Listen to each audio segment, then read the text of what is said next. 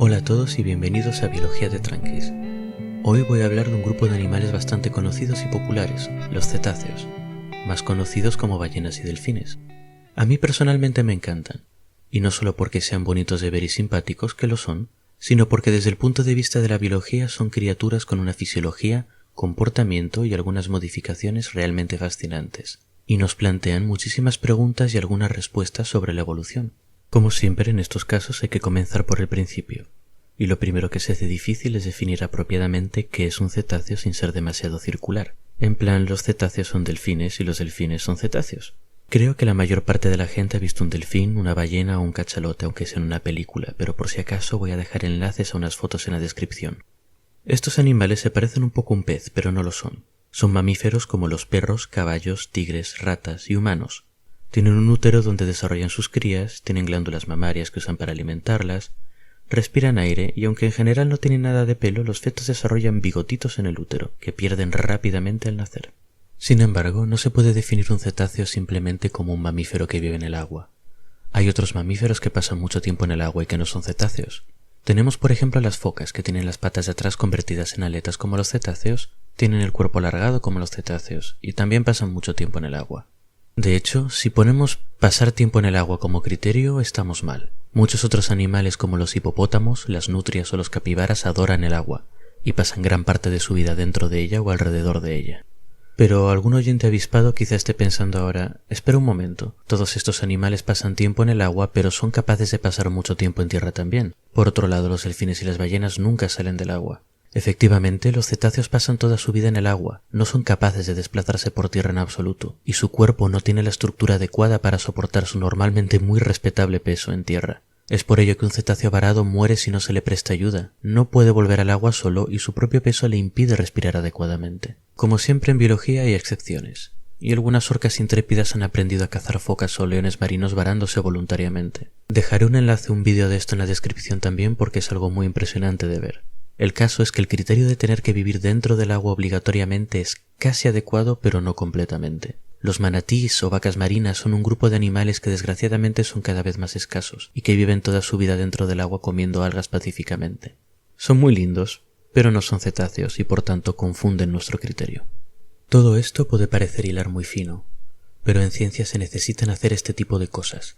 Aunque un cetáceo y un manatí sean fáciles de distinguir a simple vista cuando se conocen, necesitamos definiciones exactas para asegurarnos de no equivocarnos. Saber qué animales están más emparentados y cuáles menos es necesario para poder estudiarlos bien, sobre todo desde el punto de vista evolutivo. Y los cetáceos y manatíes son parientes bastante lejanos aunque lleven vidas parecidas a nuestros ojos. Así que para reconocer un cetáceo vamos a buscar algunas características que sean exclusivas suyas.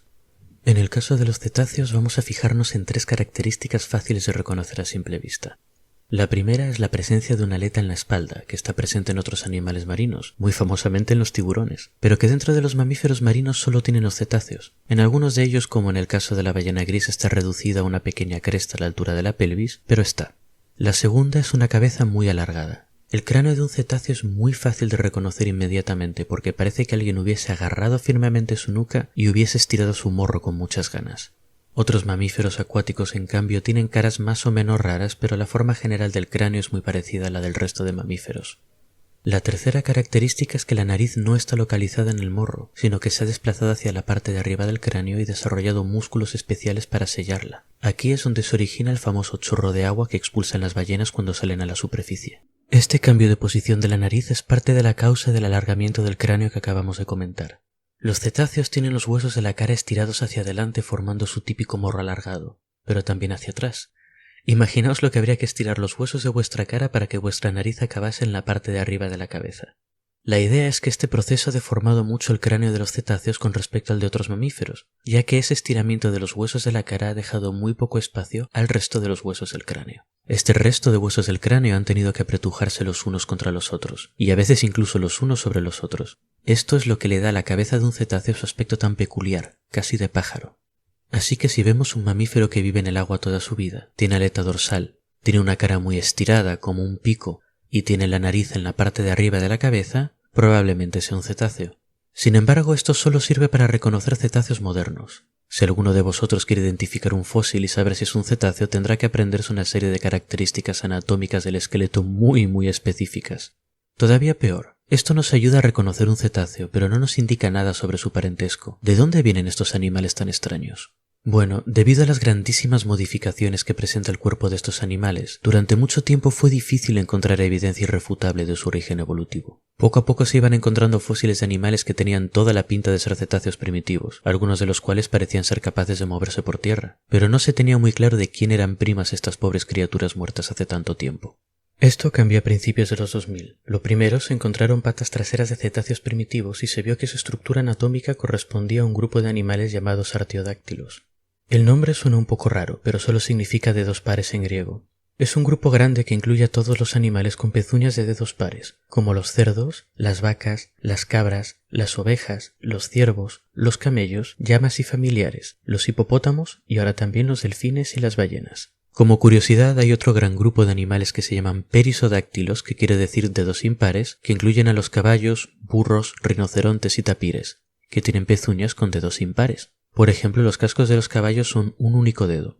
Uno es impar, así que son perisodáctilos.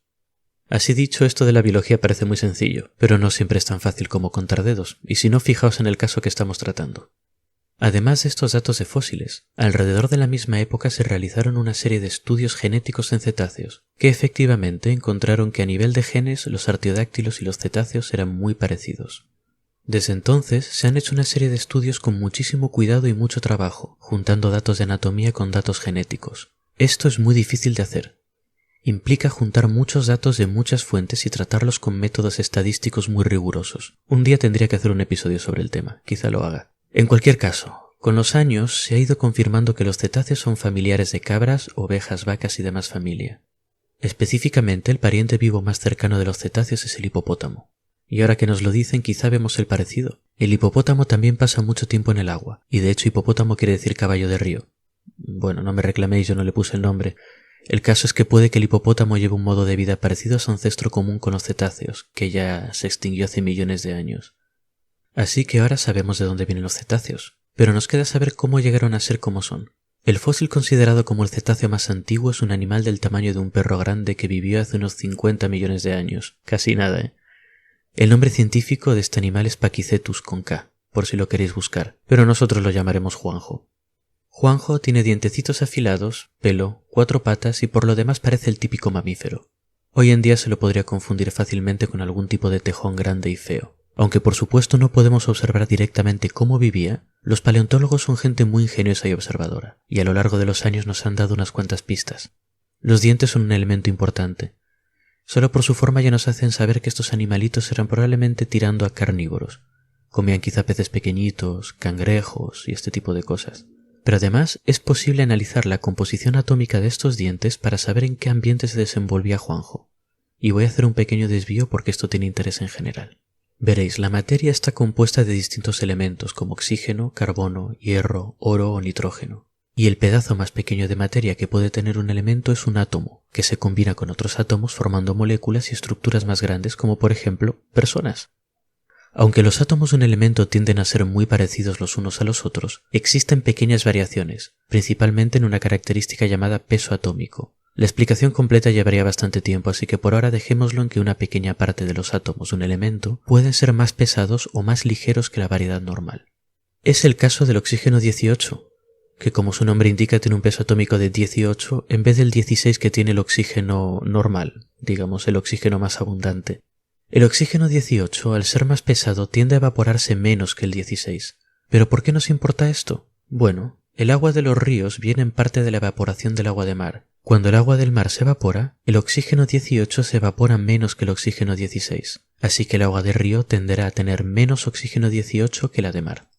¿Pero y qué tiene que ver esto con nuestro querido Juanjo? Bueno, los científicos que estudiaban los fósiles midieron la cantidad de oxígeno 16 de sus dientes. Los animales tomamos átomos del medio ambiente, así que nuestros átomos reflejan la proporción del lugar donde vivimos. Los animales marinos y los terrestres tienden a tener más oxígeno 18, porque unos viven en el mar y otros pierden agua por transpiración, y el agua que pierden tiende a ser más oxígeno 16. Sin embargo, los animales que viven mucho tiempo en agua dulce mantienen una proporción más baja de oxígeno 18.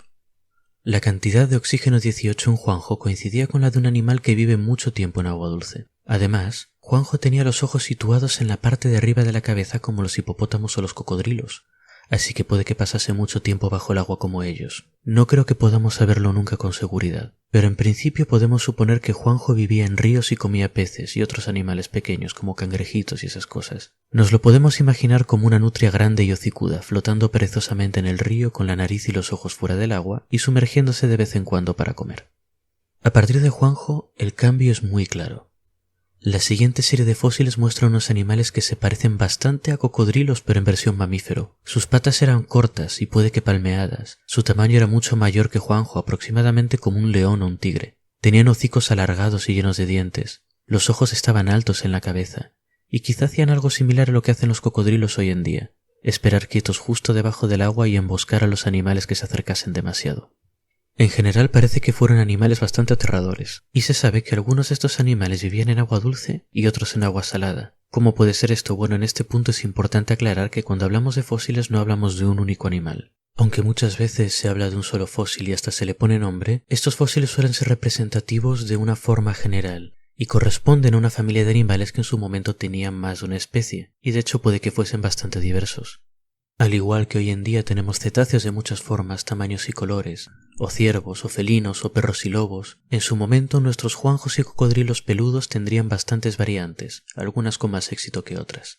Tenemos que imaginarnos los mares y los ríos hace 50 millones de años, cuando la India era una isla separada de Asia, y cuando Europa y Asia estaban a su vez divididas en varios trocitos separados por mares someros.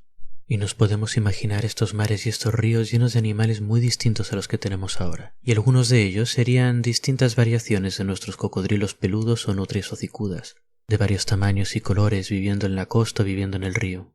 Pero poco a poco estas especies se fueron perdiendo, y fueron siendo sustituidas por un grupo grande y variado de unos animales que los científicos llaman protocetus, que quiere decir más o menos casi ballenas en latín. Pero eso nos puede confundir, porque la verdad es que todavía queda un poco para llegar a las ballenas. Quien quiera que les puso el nombre fue demasiado entusiasta para mi gusto.